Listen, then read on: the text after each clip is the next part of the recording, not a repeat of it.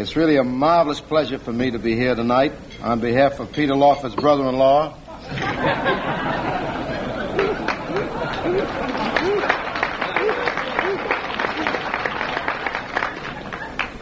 And I'd like to be half of Peter Lawford's brother-in-law. And if perchance Mr. Kennedy is the next president of the United States, we'd be very happy to make... Let's not lose our heads. We'd be very happy to make Puccini's The Summer White House.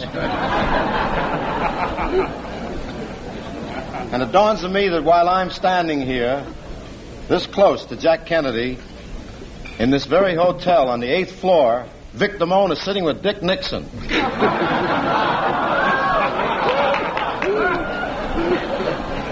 And it's an 8-5 bet. It's a staring contest.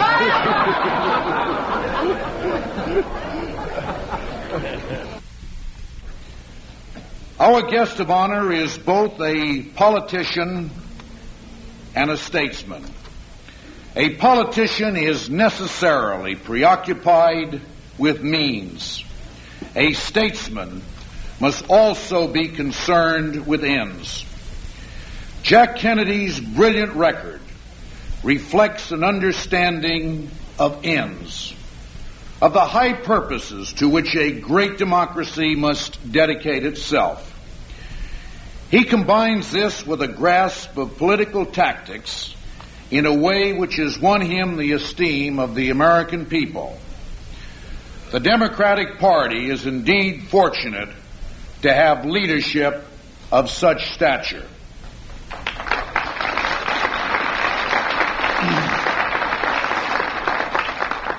Jack, it's a pleasure to have you here in California again and to have you with us on this great occasion. Now, the chief political pastime these days is speculating about the presidency. Except among the newspaper fraternity where everything goes, it is really not quite proper to ask someone who is prominently mentioned as a candidate if he intends to run.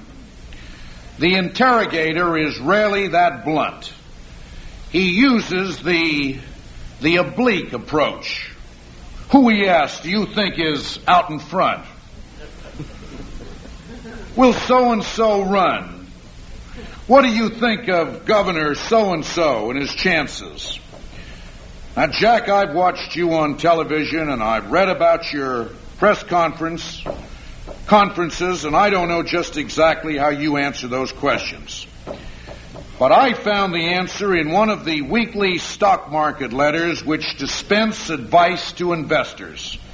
It's very, very useful, and it goes like this, and I'm quoting: "There has been some unsettlement, followed by weakness in several of the coincident indicators. A resistance level will be encountered, and it will generate a rebound followed by an upsurge.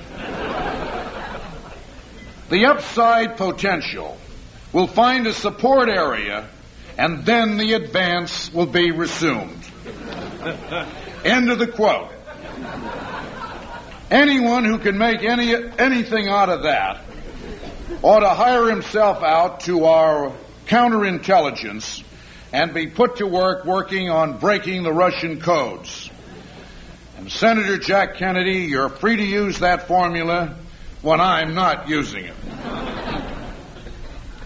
Now let me say a little word, and my talk tonight is very brief, about these Jefferson-Jackson Day dinners. They are more than fundraising events. They are more than merely ceremonial. And I don't want to detract from those two purposes in the slightest degree. These dinners tighten the bonds that tie us together because they celebrate a noble tradition, the noblest tradition to which a party can be dedicated. Jackson's favorite phrase was "fresh from the people." Jefferson was called an atheist, a leveler, an anarchist, and a demagogue. But the vocabulary of vituperation needed a more abusive epithet, and his detractors at last found one. They called him a Democrat with a small d. There weren't large D Democrats in those days, but we Democrats are proud to have that label stand for the small d too. If Tories shrink from disparaging a candidate as a lowercase Democrat these days, this is because you at this dinner, the Democratic leadership in general, generations of Democrats who have preceded us, and Democrats everywhere have taught them to honor the demos, the people, even if they do not serve them. Jefferson and his rival Hamilton, Jackson and his rival Webster are all dead. But the great issue over which they contended survives them. Shall government serve the rich and the well-born, or shall it serve the people? So stated, the issue seems so simple, but in its application it is so much more complex. I encounter it, I assure you, every day as the chief executive of this great and growing state. When we're forced to find new revenues for significant public services, shall these bear more heavily on high-income groups or middle and low-income groups? When the state spends money, shall it use it to subsidize some special interest or to raise the standard of public service for all of our people? Shall employers enjoy an absolute right to hire as they please, or shall government limit this right when it is exercised capriciously against older workers or workers of darker skin? Shall we leave the average consumer to the mercies of a market where commodities are packaged and labeled and sold under conditions which leave him baffled and confused? Or shall government stand with the consumer, the forgotten man of our modern economy? Shall interest rates be manipulated to suit the purposes of the moneylenders, or shall government scrutinize interest rates in behalf of the otherwise hapless borrower? Shall government tolerate a slowdown of the national economy, or shall it seek the full realization of our productive potentialities? Shall public leadership stand by and allow our productive resources to go, whatever frivolous uses hidden persuaders draw them, or do public leaders have a moral responsibility to use counter-persuasion on behalf of schools and highways and health and housing?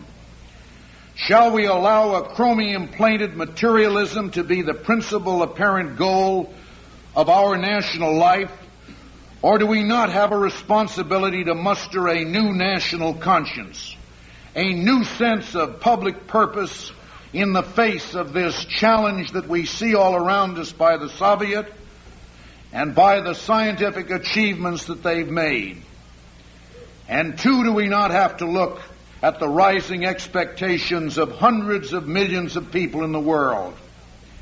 There is no doubt about how the followers of Jefferson and Jackson will answer these questions. There is no doubt, I hope, how you think that I would answer them. And I haven't the slightest doubt as to how Jack Kennedy will answer them. That is why, Jack, beside our very warm personal regard for you, that we're happy that you're with us tonight. Thank you.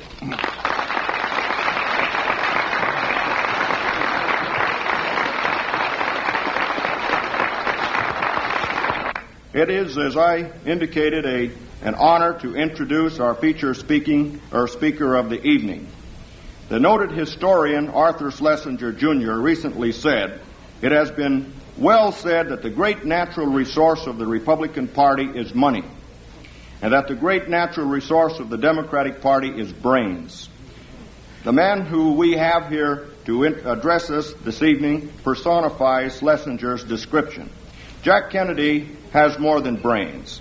He has brains and great personal and political courage.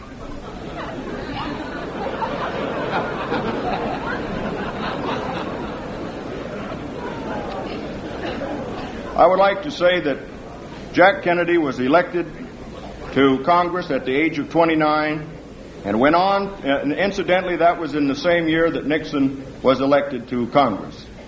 What a distinction and a difference. Jack was re-elected successively since then and eventually became the United States Senator from Massachusetts, where he defeated Henry Cabot Lodge by an overwhelming vote. To merely describe Jack Kennedy as a successful politician would not do him justice, as was said by our own Governor Pat Brown. Jack is a famous veteran. He's an author of renown. His book, Profiles in Courage, was not only a bestseller, but it was a Pulitzer Prize winner. Jack, in my judgment, and I'm sure in yours and the judgment of every Democrat in this nation, is a great American, a great Democrat. He's a leader. And I want to say that regardless of who the president in 1960 is going to be, I know it will be a Democrat. I would like to introduce to you at this time the United States Senator from Massachusetts, Jack Kennedy.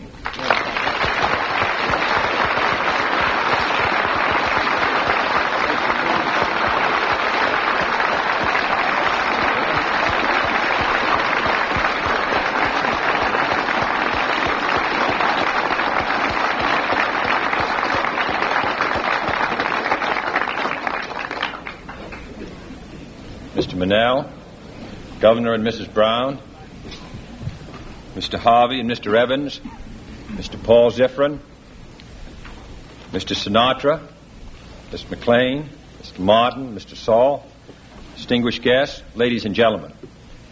It is, as you know, a great honor and distinction for a politician from a small state to come to one with 81 votes at the next convention.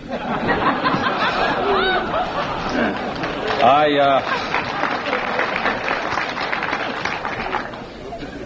am, as you know, a member of a horde of itinerant Democrats who are pouring across your borders at this very moment, who are coming to pay their respects to your distinguished governor, Governor Brown. It is an unfortunate fact that no expecting politician ever comes to Massachusetts and calls on us in Boston. It may be because we only have 39 votes, but I think it's really because Governor Brown has made such an outstanding record, and they want to sit at his feet for just a few minutes.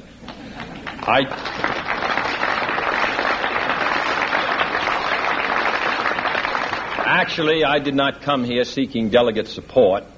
I actually came here trying to get a couple of tickets for the next convention. And last night, I don't think I'm breaking a confidence that Governor Brown offered me 60 delegates or 50 tickets, and I took the tickets and felt that I'd had the best of it.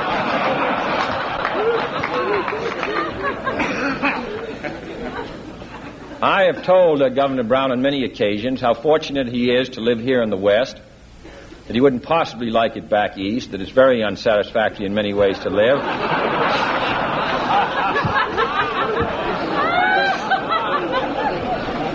And that there's no real reason why he should take a demotion by going back there instead of being the governor of California. Mr. Mort Saul made some references to bigotry, and the presence of Governor Brown and I here at the head table may bring to mind to many of you what happened to another great governor when he became a presidential nominee. Despite his successful record as governor, despite his plain-spoken views, his campaign was a complete failure. His views were distorted. He carried fewer voted states than any candidate in his party's history. He lost states which had been solid for a half a century, and to top it all off, he lost the state of which he had been a great governor. You know his name and his religion, Alf Landon Protestant.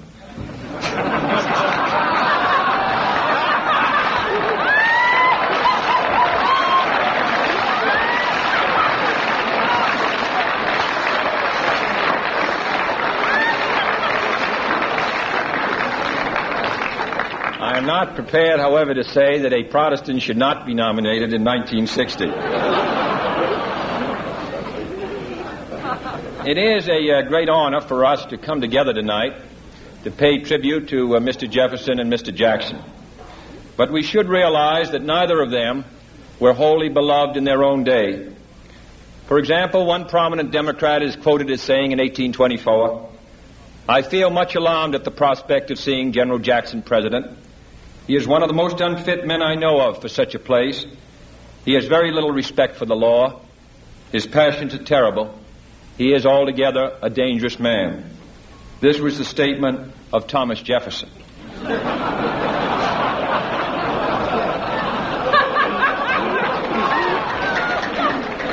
And who do you suppose it was when Mr. Jefferson was president who described him as too cowardly to resent foreign outrage on the Republic? A man willing to seize peaceable Americans and prosecute them for political purposes. A man who seems to hold himself above the law. This statement, of course, was made by the man who has been enshrined in the memory of this country by the Democratic Party. It was made by General Andrew Jackson. I quote these two statements not to demonstrate that they were both wrong, because they both were wrong, but because I think that it indicates a most important characteristic of the Democratic Party. A willingness to speak out, to say our piece. Senator Beveridge, who was a distinguished Republican, who later became disenchanted with his own party, once said, "A political party is not an Indian tribe united by blood.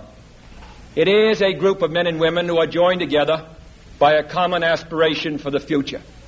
And this very quality of Jefferson and Jackson, their thoughts about each other and about the future and the past, are the very things which make them the intellectual fathers of the Democratic Party today.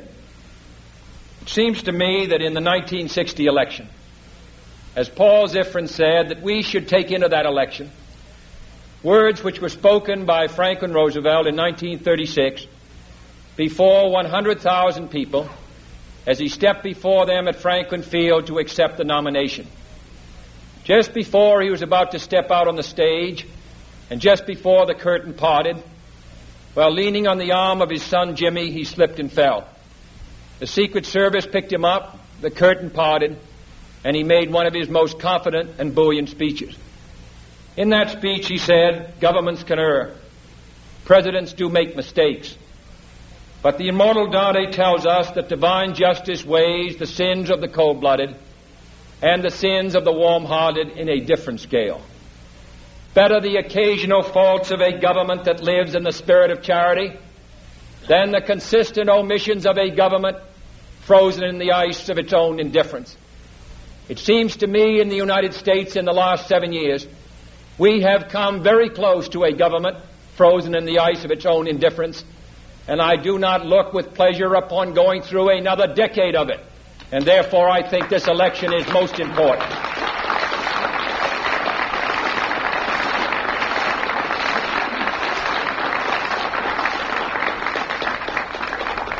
This contrast between the Democratic Party of today and the Republican Party was noted in 1933 by the new president's friend, Robert E. Sherwood, who wrote a brief sardonic poem, "Plodding feet, tramp, tramp, the grand old party's breaking camp. Blare of bugles, din, din, the New Deal is moving in." Today, on every major crisis, stretching from Formosa through Asia and Africa and up to Western Europe, we see no new ideas, no bold action, no blare of bugles, din, din. We see only plodding feet, tramp, tramp, and the grand old party breaking camp. It seems to me, therefore, that it's vitally important that in the next 12 months that lie before us and the election of 1960, that we bring to the American people the real issues that face this country. That we do not go to them with the slogans of peace, prosperity, and progress, which are only slogans which shield the fact that the relative power and standing and prestige of the United States has declined during the last administration.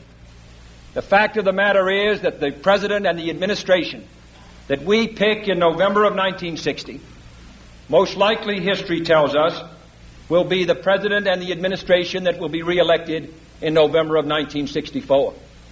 So when the American people choose their next president and their next Congress, they should remember that they're choosing their future, and that in those 8 years the face of the world and the face of the United States will be changed. And the fact of the matter is, as they now know, that the party of memory in this country is the Republican Party, and the party of hope is the Democratic Party. And it is in that spirit we should go.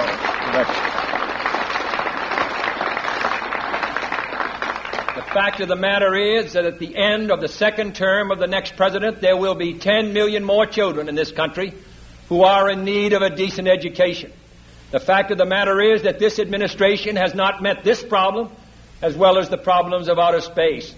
And it can be said about this generation, if this continues, that the words of T.S. Eliot in his bitter poem, The Rock, and the wind shall say, these were a decent people. Their only monument, the asphalt road and 1,000 lost golf balls. I don't think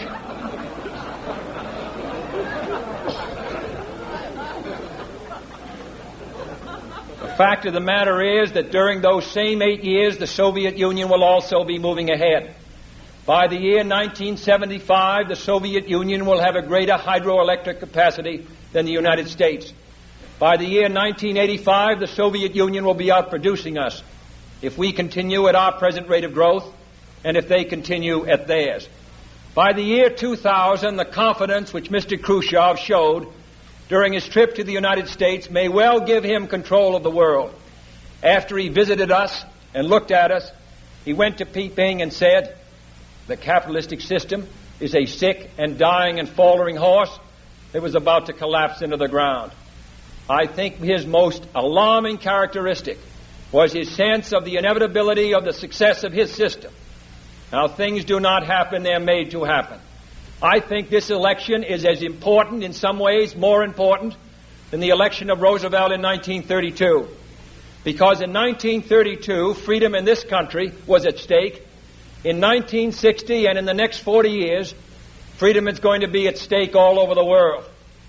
Lincoln said this country could not exist half slave and half free.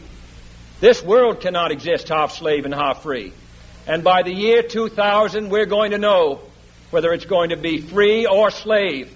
And it seems to me that the function and responsibility of the United States government as the great defenders of freedom here and around the world makes it essential that the Democratic Party take office in 1960.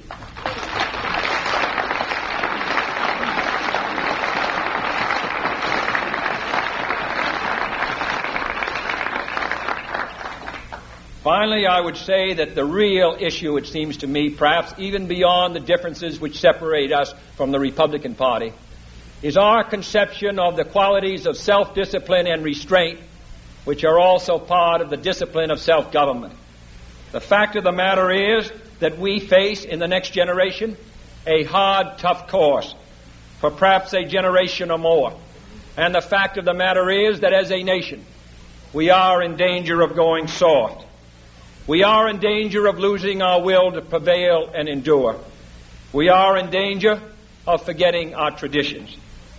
The slow corrosion of luxury, the slow erosion of courage, is manifested in a dozen different ways.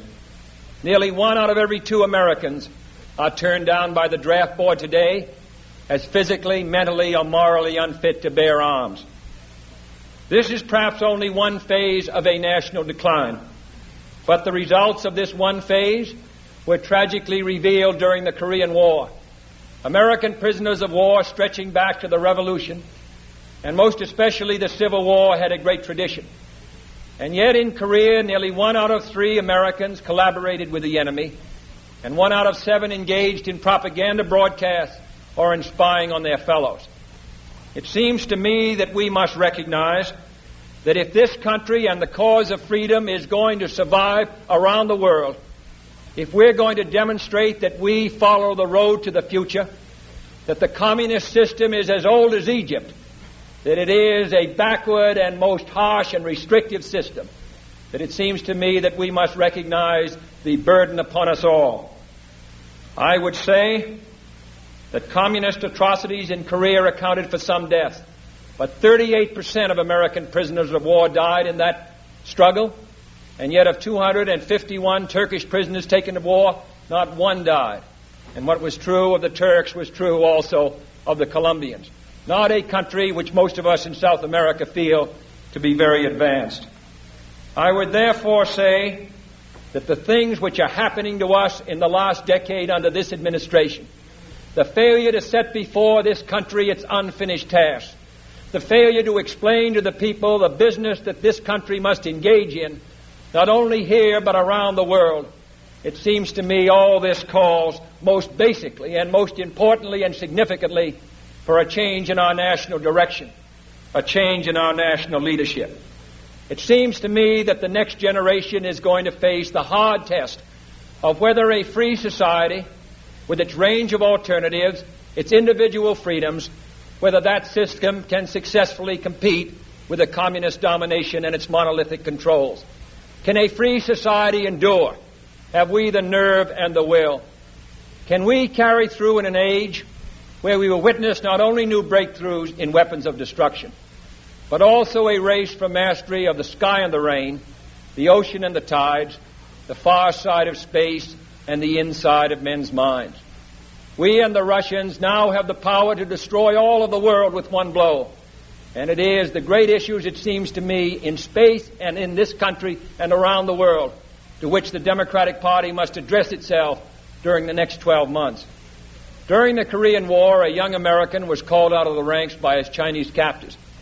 And they said to him, "What do you think of General George C. Marshall?" He said, "I think General George C. Marshall is a great American." He was hit by the butt of a rifle and sent to the ground, and then they picked him up again and they said, "What do you think of General George C. Marshall now?" He said, "I think General George C. Marshall is a great American." This time there was no rifle butt, because in their own way they had classified him and determined upon his courage.